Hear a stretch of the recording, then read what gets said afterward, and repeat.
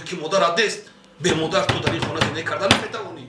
در این خانه سگ قدر دارد و تو قدر نمیکنی. فهمیدی؟ من به خانه پدرم آیم، در خانه پدرم زندگی خوب میشود. نه نه نه دختر جان، وقتی که مادرت زنده بود میشد، لیکن تو خیال میکنی که در این خانه این پیلوهاش رو تو روز میگم؟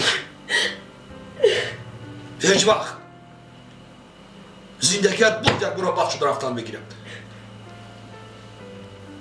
زندگی را قبر، زندگی را قبر، شبهرات را قبر. هیچ وقت او از تو قهر کرده نمیرم، میماند، برای که فرزند دارد. فرزند پیش روحش را میگیرد و فقط او تو را دوست میدارد. او دوستداری حقیقی نیست.